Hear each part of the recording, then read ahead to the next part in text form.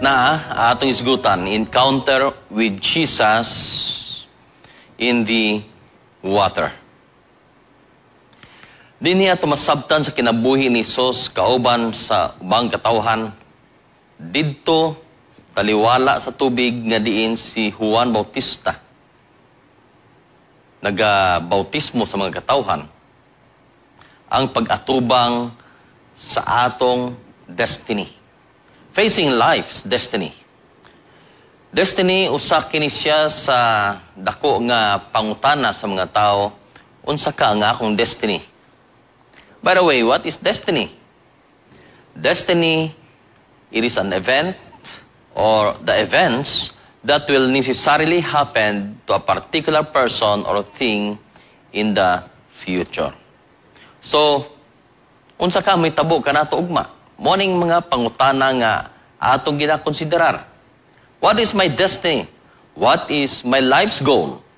What is the purpose of my life? How do I know my life's mission? Unsa ang katuyuan nga nung nabuhi ta karon, unsa ka may tabo ugma? Mga higala, nining atong mga pangutana sa kinabuhi sa atong mga kagmaon, sa atong kapaingnan, sa mga panghitabo sa ugma, ato kining sugdan, pinaagi sa pagampo. Magampo ta.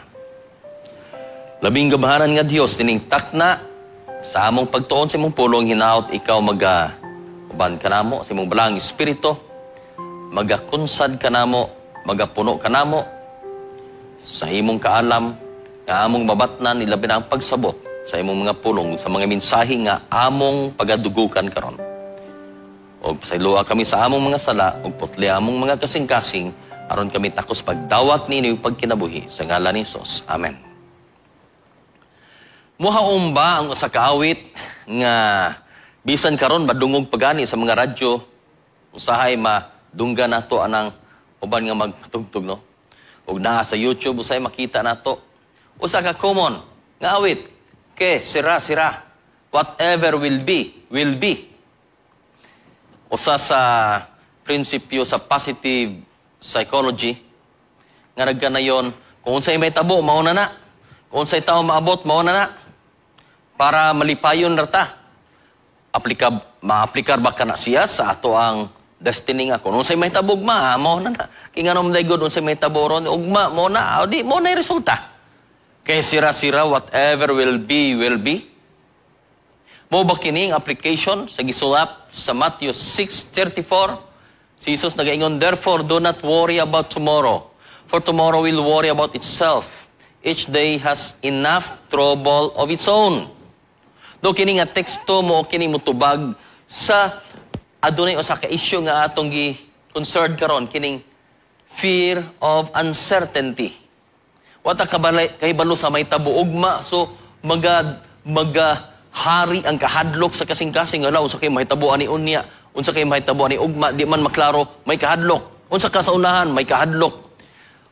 Nahimo na siyang issue tungod kay nagdominar na ang kahadlok sa kinabuhi.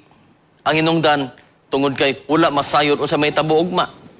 Pero ang Dios nagaingon, do not worry about tomorrow ay ang kabalaka sa ugma. Ang ugma may kabalaka siyang kagalingon. Pero may tungod nining atong kapaingnan. Wala ba kitay angay pagalantawon ni ining kapanahunan karon sa atong kapaingnan ugma. Atong lantawon sa kinabuhi ni Jesus. Sa dihang ming adto siya sa kang Juan Bautista. O sa kinabuhi ni Juan Bautista, sa iyang miduol kaniya si Jesus. Nga si Juan Bautista nagawali sa daghang mga tao aron maginulsol og magpabautismo, makabaton og bag-ong kinabuhi, makabaton og pagkinabuhi nga nahisubay sa kabubuton sa Dios. Og niini nga kinabuhi, gihandom nga mamaandam ang mga tao aron sa pag-abot sa Mesiyas nga mohinungdan nga si Juan Bautista nagwali. O sa diha nga si Jesus mingduol kaniya na makamatikod si Juan Bautista. Matthew 3:13-15 nagaingon and Jesus came from Galilee. He went to John at the Jordan River to be baptized by him. In verse 14 says, John tried to stop him. He said, I need to be baptized by you. Do you come to me? Ikaw tayo mo bautismo ka na ako. Nakaila si Juan nga mo ng Mesiyas. Nakailay siya nga kini siya balaan nga tao. Buutan. Mao kini siyang anak sa Dios. And John, sa pagkasulat sa Gospel ni Juan, ning deklarar, mao kini ang Lamb of God who taketh away the sins of the world. But you know, Jesus said, let it be done now. We should do what is right. John agreed and baptized him. Dinhi ato makaplagan nga sa diha nga si Jesus gibautismoan. Adunay kalapating mikunsad kaniya. Ang Holy Spirit mikunsad kaniya daw sa usa ka salapati og adunay tingog nga nadungog gikan sa langit. Nagaingon, this is my beloved Son in whom I am well pleased. Matthew 3, verse 16, 17.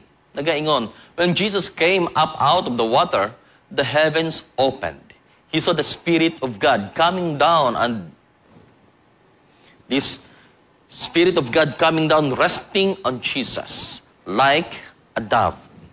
A voice was heard from heaven. It said, this is my beloved Son.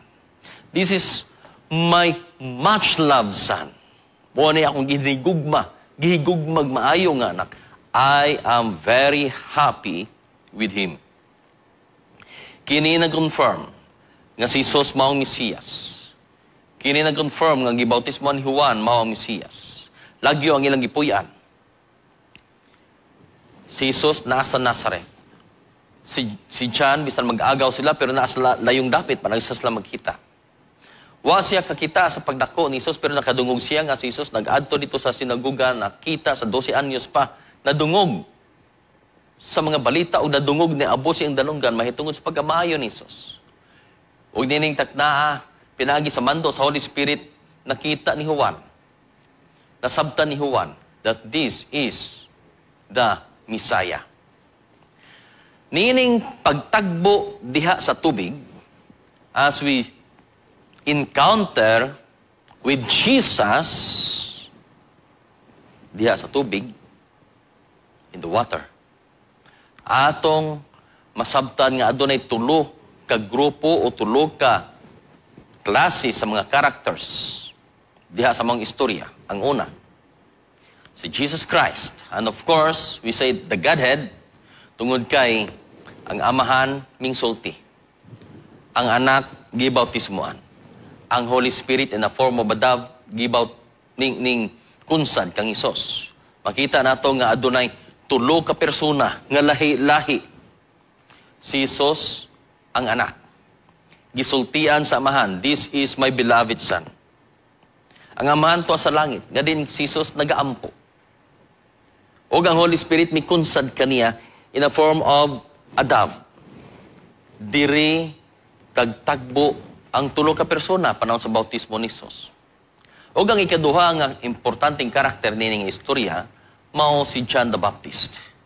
Nagabautismo kang Juan, kang Jesus, o sa mga tao nga mingduo lidto ning dawat sa kamatuoran, gusto magkabaton ng kabag-uwan sa kinabuhi. Si John the Baptist nga nagawali sa kamingawan. Si John the Baptist nga nagaandam alang sa pag-abot ni Jesus. O ang ikatulo ang mga tao nga giwalihan ni John the Baptist. Dinhi sa tulo atong tan-awon ang ilang mga life's destiny. Dinhi ato masabtan kung unsay kalambigitan niini sa atong kinabuhi, sa destiny niini mga tawhana. Una ta kang Jesus Christ.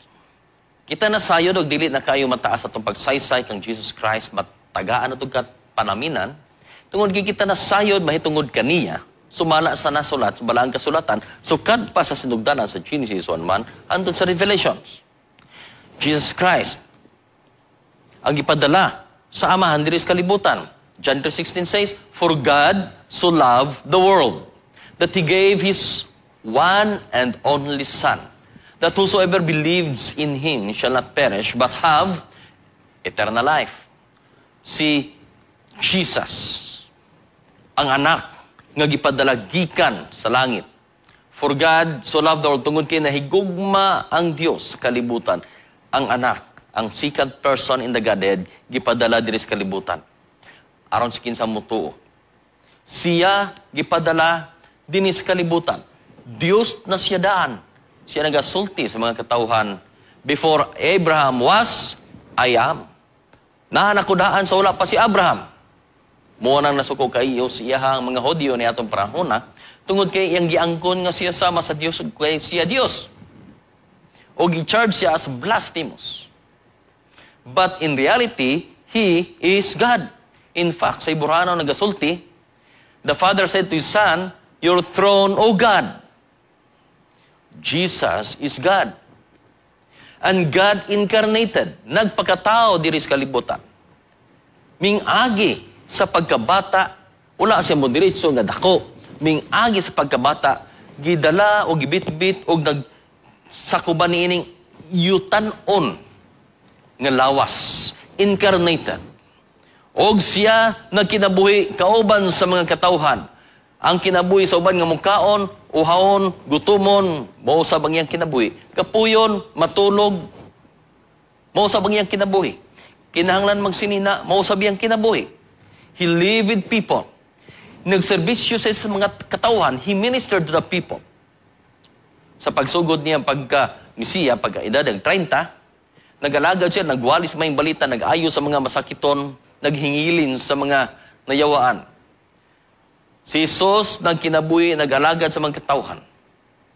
O sa wala pa siya anang idara, kauban siya siyang pamilya, nagkinabuhi isip anak ni Maria, anak ni Jose. Igsuon sa iyang mga igsuon. Higala, siya nag-antos og hangtod gipatay. He suffered and died. Mo na si Jesus Christ.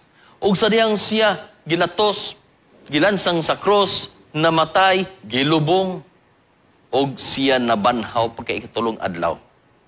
Humaan siya ang pagkabanhaw sa insaktong panahon, ingkayab siya sa langit, og didto nadawat ang iyang himaya.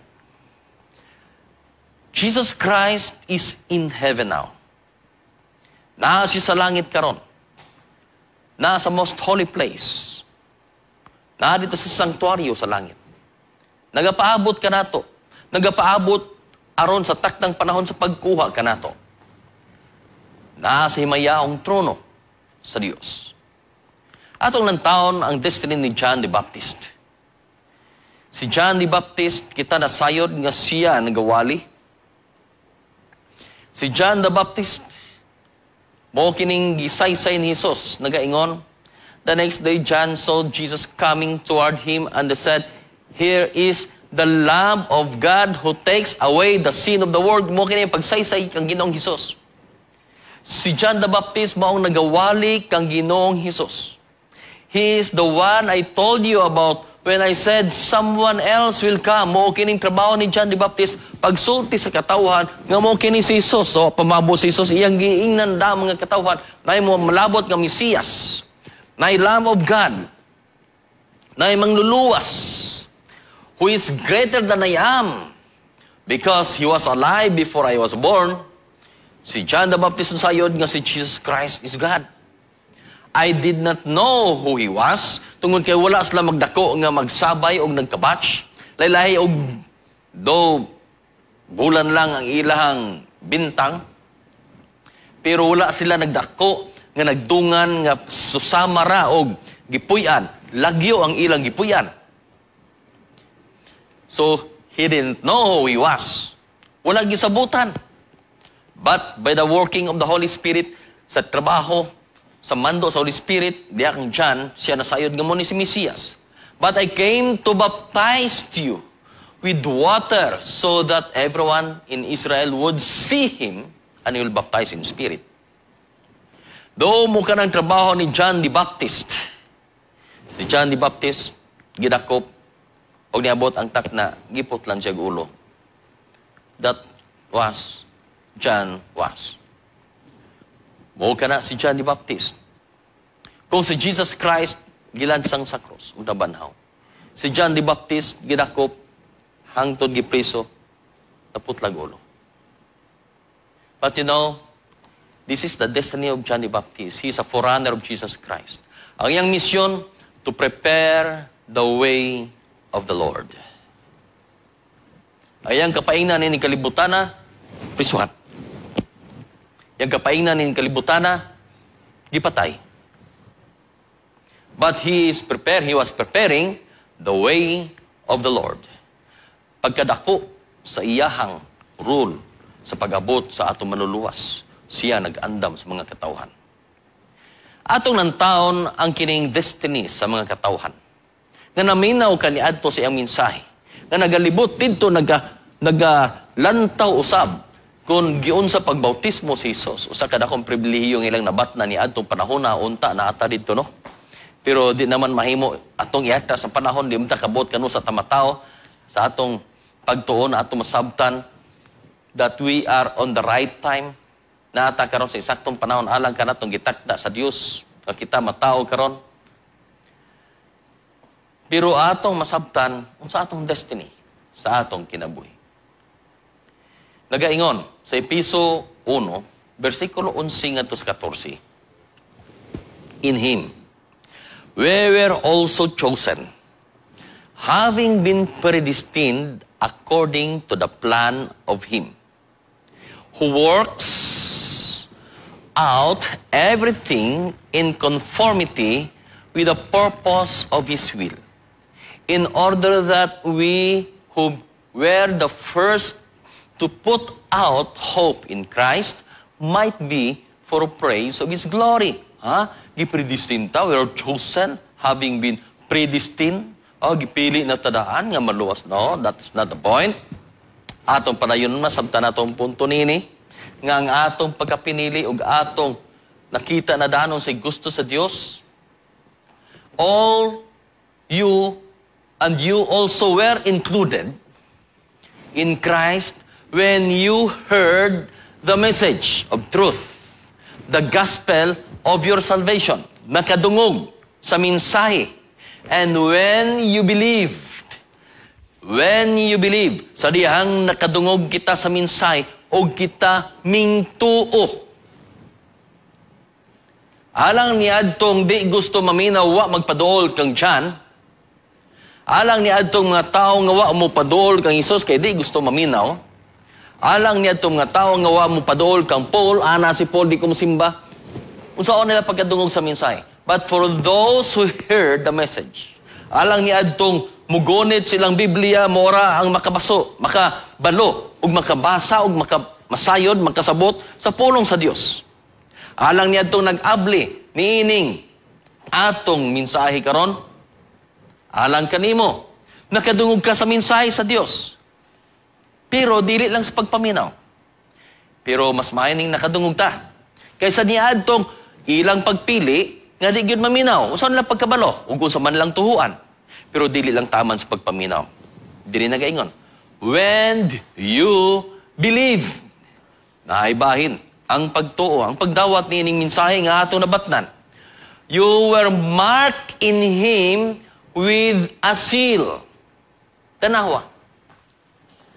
Kita gimarkahan sa diyang kita nasayod, nakadungog sa pulong ug atong gituhuan. Kita gimarkahan sa silyo, the promised Holy Spirit. Ug unsa man ning Holy Spirit, who is a deposit guaranteeing our inheritance. Unsa man ang inheritance? Eternal life until the redemption of those who are God's possessions to the praise of His glory. Ang kinabuhing walay katapusan nga mo ihatag kanato. Atong nadawat ta karon ang deposito. Klaro na, may deposito. Kanang magkanbas ko sa una, sa libro. Ako yung siguroon nga naay deposito ang customer. Ayo, maing buntag, representative ko sa Philippine Publishing House, sa Home Health Education Service, mo explain kong libro sa maayo alang kaniya. Sa diyang gi-explain ako, mas ninduting naamuhan o sige, mag-order mi para masiguro niyang order nga ma-deliver. Nagi-deposito, pila ang imong i-deposit, ma'am? Kung dako-dako ang deposito, klaro-klaro ni, pero gamay-gamay, pwede pa rin i-cancel. But you know, diri gisulti sa Ephesians 1, When you believe, you were marked in Him with a seal, the promised Holy Spirit, who is a deposit, granting our inheritance, a guarantee. The Holy Spirit, gibubos to. For God so loved the world that He gave His one and only Son, timani ining line, that whoever believes, this is open, abli ni siya sa tanang katawhan, bisan kinsa nga mutuo, kinsa ang mudawat. Muingon gani ka, whoever believes, dili na nagpasabot nga ikaw kita na sa Ginoo nga ikaw gipili na kadaan nga mutuo. Ikaw gipili na ka nga di ka mutuo. Ang Dios ba magpili kung kinsay mutuo? Ang gisulti diri is whoever believes. Kining bataan ni so panigipanganak. Padung na ning langit. Dili nga naigsuon. Kani so panigipanganak, padung ni og di ni makasakas langit. Dili predestined ang atong kaluwasan. Ang atong kaluwasan pagpili. Whoever believes, ang nakadungog, og ming tuo, ming dawat. Nining bahin na igsoon, atong pamalandungan, kumusta ta kung kita makadungog sa mensahe sa Dios. 2 Timothy 2:4. Diri klaro unsa nang predestined. Unsa man ang handom sa Dios, sawa pa ikaw matao. Ang handom sa Dios sa mga katawhan, suwa pa kita moabot ining kalibutana. Who will have all men to be saved and to come unto the knowledge of the truth. Unsay handom sa Dios, dili lang kay kini si John ang akong luwason. Ang handom sa Dios, dili lang si Peter, kani si Peter, so pa ni mataw, himo na kuning maluwas ni siya, mahimo ning apostoles. Kani si John, mahimo ning no, dili niya pilian. Kanilang sila maluwas, kamo mga impierno mo. Unsay gi-predestine sa Ginoo? Ang ihando mo ni nga ang tanang tao, all men to be saved. Apil ka. Apil to imong di ganahan nga tao. Apil to imong silingan nga imo hanggitan aw nga dautan. Apil to imong nailahan nga naa sa prisuhan. Apil tong kriminal. Apil bisan kinsa, bisan ka itong mga tao nga di ka gustong imo magkauban, they are all must be saved. Who will have all men to be saved and to come unto the knowledge of the truth. 2 Peter 3:9. The Lord is not slack concerning His promise, as some men count slackness, but is long-suffering to usward, not willing that they should perish, but that all should come to repentance. Makita na to diri, nganong ang Dios sa pambalik hangtod karon. Nganong ang saad, ingon si Ginoong Hesus, mubalik ako pag-usap, pagkuha ka ninyo. Adunay mangilhanan, ang hitabo na ubang ilhanan. Pero wala pa manggihapon mubalik. Matod pa, dugay na kayong winalihay na mubalik si Hesus, pero wala pa manggihapon mo abot. Nang tag-as na namong lubi, ning tag-as na ang lubi sa akong lulo, sa ako pa ng lulo, gamay pa siya, nga nagwali na nga, si Jesus, hapit balik, wala pa magyapon. Wala man maglangal-langay ang Diyos. Ikaduhang Pedro 3 na nagaingon, wala man ko maglangay sa ako mga saad. Wala ko magpaunya-unya. Gusto lang nako nga ang tanang mga tao maluwas. Nga ang tanang mga tao makadungog sa mensahe o maghinulson. Mo nang handom sa Dios igsoon. Ang tanan niyang handom nga maadto sa langit kutob sa mataw nining kalibutan na muadto sa langit.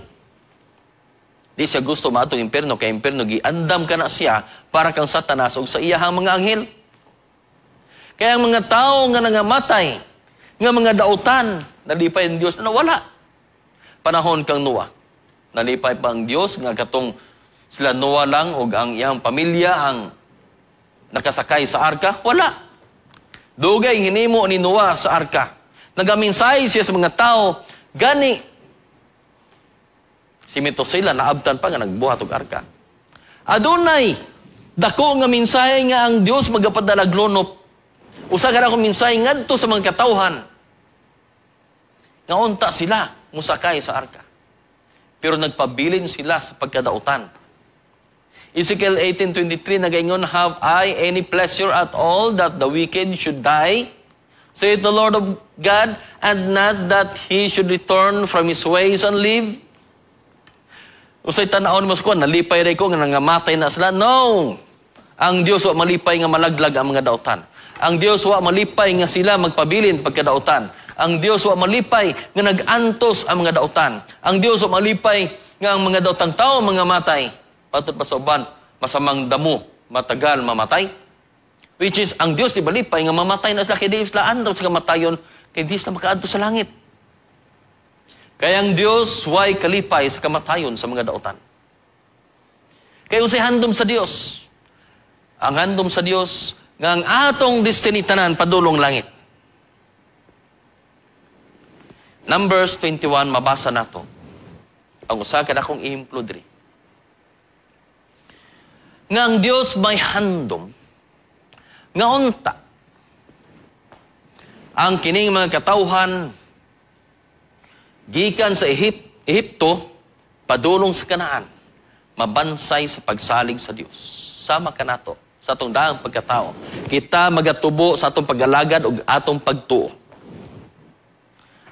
O sa diha, sa Numbers 20, makita nato dito nga si Moses, gisugo sa Dios, o kini mga tao gipanguhaw, nangayon pod sila tubig, sultiin ning bato.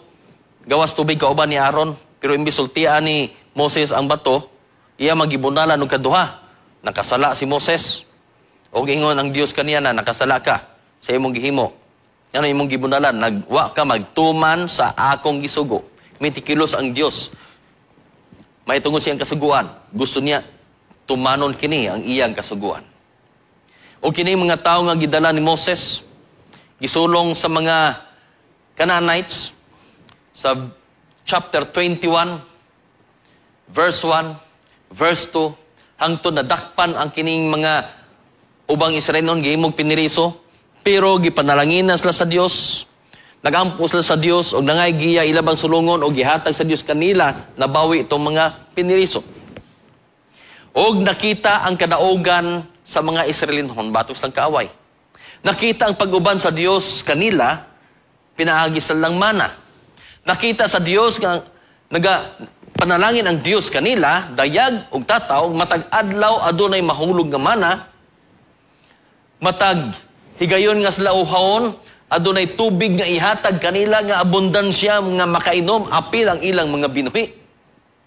Pero niining takna sa ilang paggikan sa Hor, dalan diha dapit sa Red Sea, nagbagulbol sila. And they journeyed from Mount Hor by the way of the Red Sea, and the soul of the people was much discouraged because of the way. Kana lagi kinabuhi nga mapitos, bagulbol dayon, madiskuryo dayon, gato nga ang pagsunod sa Dios, pag-alagad sa pagsimba, pag-alagad, madasigon, puros na kalipay, di na mo dawat og mga kagulanan. Na-discourage na yun. Ang ubandugay ng simba, nakaalagad ng malipayon, adunay mga pagsulay, ni undang simba. Adunay nangaway kaniya, ni undang simba. Morning mga tawhanan, na-discourage na yun. Kay adunay mga kalisdanan nga mga dalan nga ilang naagian. Abi nimong unsay na itabo ni mga tawhana. And the people spake against God and against Moses. Wherefore have we both brought us up out of Egypt to die in the wilderness?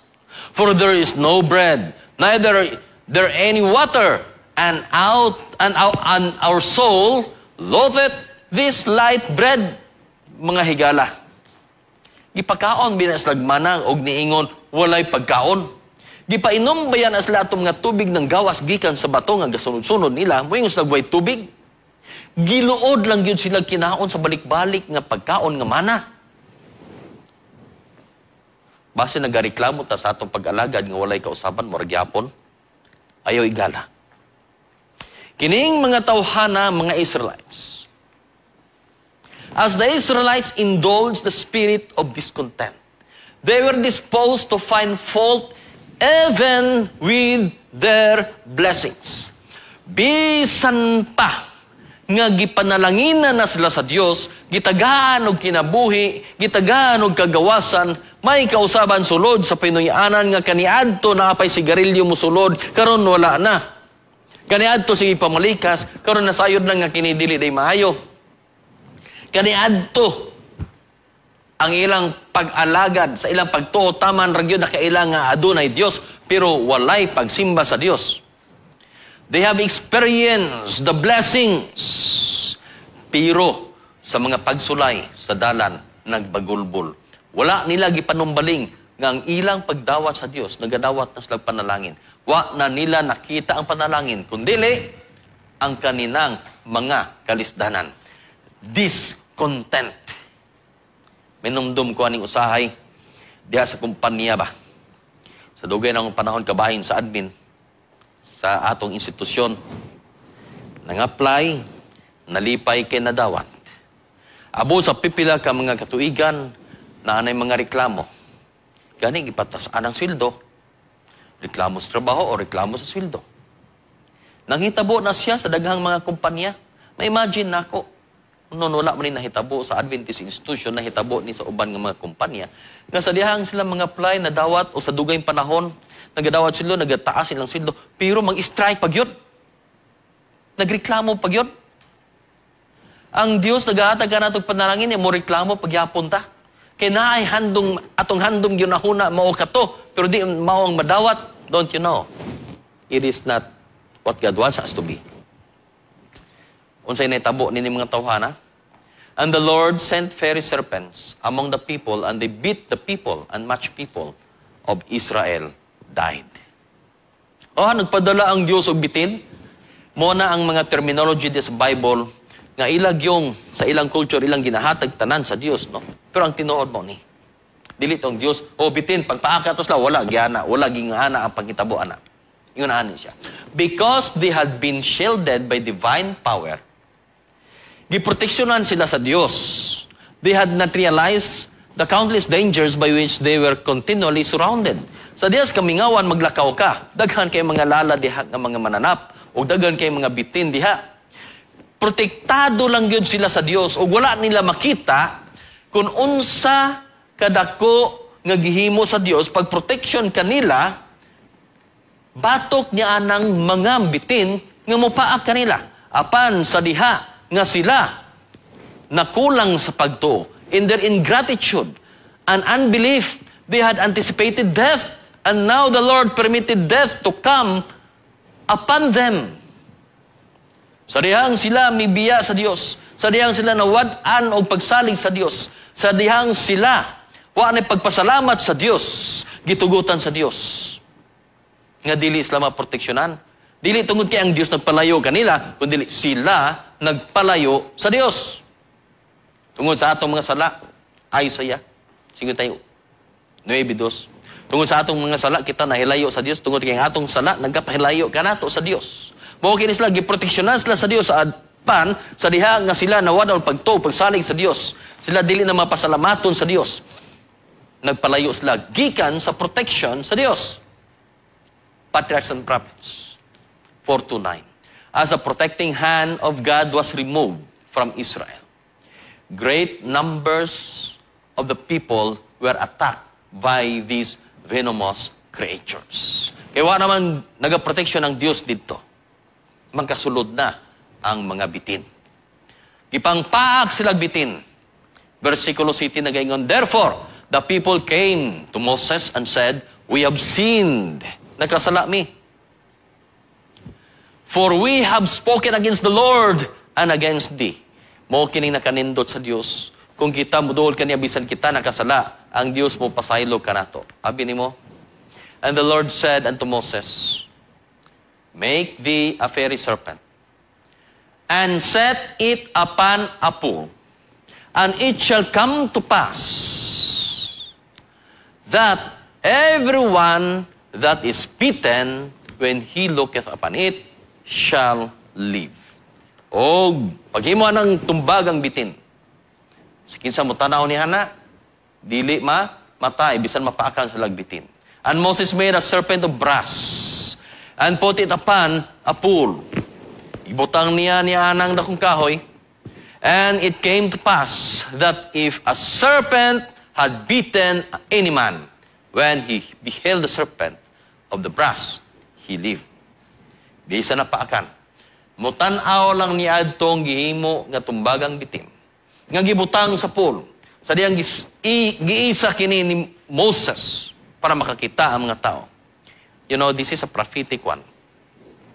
Kini siya sa kapagtag-ano sa mahitabo sa malabo. Si Jesus Christ, miyan his kalibutan, aron mo angkon sa atong sala og siya ang mamatay alang sa atong sala. Bitin is symbol of sin, symbol of enemy. Tungod sa atong sala na imo kitang kaaway sa Dios. Apan giako ka na ni Jesus. Munang didto sa cross, sa kamatayon niya sa cross, nabati niya kung unsa kalayo gikan siya nga amahan o siya nakaingon, ilay lama sa baktani. Diyos ko nganong gibiyaan mo ako tungod kay gibati niyang kalayo gikan siya nga amahan nga sukadwaan niya masinatian gumikan sa sala ngayang giangkon ang sala nato. Nga siya ang namatay alang kanato. And you know, Jesus said that to Nicodemus. O si Jesus nagasulti niya na alang usab kanato. John 3:14 says, and as Moses lifted up the serpent in the wilderness, even so must the Son of Man be lifted up. Mayong nasa abang anak sa tao, kung kini igabayaw, kita makabaton sa kaluwasan. That, na yun diri, whosoever believeth in Him should not perish. Verse 15, but have eternal life. Balik ta sa atong destiny. Katong mga napaakan og bitin dito daghanang nangamatay.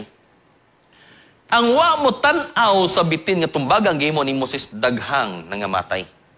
Nangamatay to sila. Ang nabuhi agaturag yung mitan-aw. Og may usab nining kalibutan na.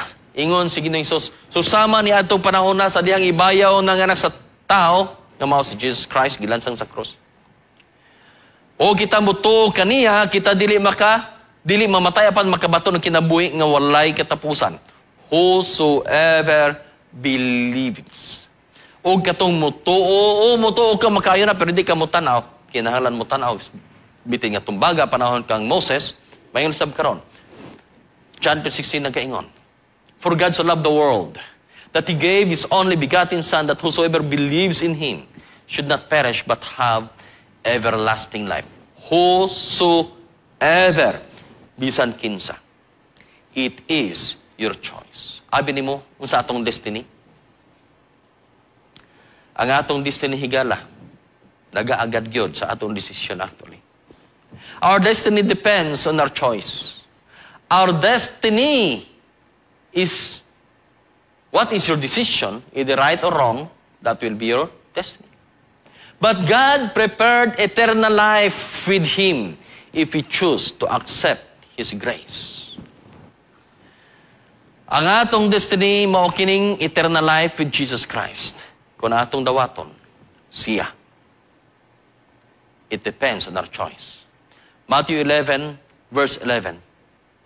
Nagaingon si Jesus Christ, verily I say unto you, this is the destiny of John, among them that are born of women, there hath not risen a greater than John the Baptist. Why bisan kinsa nga nataon ni kalibutan na mas dako pa kaniya. John the Baptist dito sa langit. Pero abi nimo, he that is least in the kingdom of heaven is greater than he. Bisan kinsa nga didto sa langit nga kasulod nga ubos pa kaniya, gani dinis kalibutan nagkinabuhi nga mas labaw pa niya. Si John the Baptist nagkinabuhi nga pobre. Si John the Baptist simple lang kaayog sigigwali. Agatong mga tao yahay kayong kahimtang. Yes, nagawali. Yes, nag-alagad sa Dios, pero yahay kayong kahimtang. Pero pagbuo sa langit mas labaw pa si John the Baptist. But that is the destiny of John the Baptist. Dinis kalibutan nag-antos siya. Dito sa langit makig-uban kang Hesus. Sa langit ng Pinoyanan, kauban sa Dios. John 14:2 and 3, this will be our destiny. Si Jesus Christ gusto siya nga maingon anita. In my Father's house are many mansions. If it were not so, I would have told you. I go to prepare a place for you. And if I go and prepare a place for you, I will come again and receive you unto myself, that where I am, there he may be also. Unsay handom sa Dios?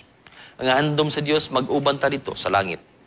Nga aron kung hain siya, dito punta. Our destiny will be in heaven with Jesus Christ. Our destiny will be with Him forever. God wants to bring you to heaven during Christ's second coming.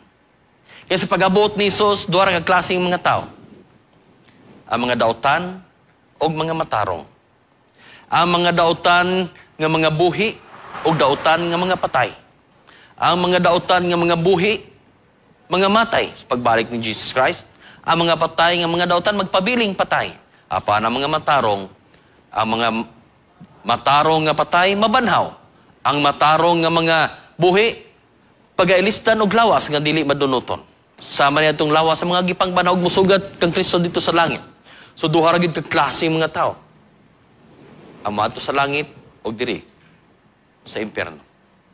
God wants you to be with Him for eternity. It is not only in that heavenly home in 1,000 years, but for eternity. It would be help if you choose to believe in Him and accept His grace. It would be help if you choose to walk with Him each day. Pili siya matag adlaw. Your destiny depends on your choice today. Choose the right way. Because there is a way which seemeth right unto a man, but the end thereof are the ways of death. Proverbs 14:12. Adunay mga dalan nga daw matarong alang sa usa ka tawo. Apan ang katapusan niya na, mao ang mga dalan sa kamatayon. Proverbio 14, versikulo 12. Enter ye in at that strait gate, for wide is the gate, and broad is the way that leadeth to destruction, and many there be which go is therein. Agi niya ng dalan nga lapad, padulong rin na sa kalaglagan. Agi niya ng dalan nga masigpit, gamayran ng katuod, pero padulong sa kaluwasan. Mga higala, in deciding upon any course of action, we are not to ask whether we can see that harm will result from it, but whether it is in keeping the will of God. Kung gusto ka maayo imong destiny, just be sure this is the will of God today. Ayaw na pagkahadlok sa mahitabo ugma, God will take care of it. Just be sure, moni ang kabubuton sa Dios kanako karon.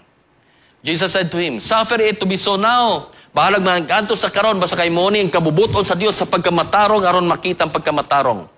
Now is the acceptable time. Behold, now is the day of salvation. So choose you this day whom you will serve. But as for me and my house, we will serve the Lord. Imo bang pilion ang insaktong kapaingnan sa kinabuhi? Piliya si Jesus. Mag-ampo ko alang kanimo. Ginoong Dios, kami nag-aampo diha kanimo. Sa among kapaingnan sa kinabuhi, ang among destiny o Dios anaa sa imong mga kamot. Tungod kay kami nagasalig kanimo. Kami nasayod nga ikaw mo'y magagiya sa matag usa sa tanan nga magadawat kanimo pinagi sa balang espiritu ikunsad kanamo. Amo nasayod kami sa imong pulong sa grasya o kami nakabaton og pagtuog pagsalig kanimo nagadawat kanimo naginulsol sa among mga sala o kanimo o Dios wa kami angay kabalakan sa umalabot. Tungod kay among nasiguro karon nga ikaw ang among kauban. Salamat ing tanan ikaw magapanalangin sa matag usa kanamo karon sa ngalan ni Jesus. Amen.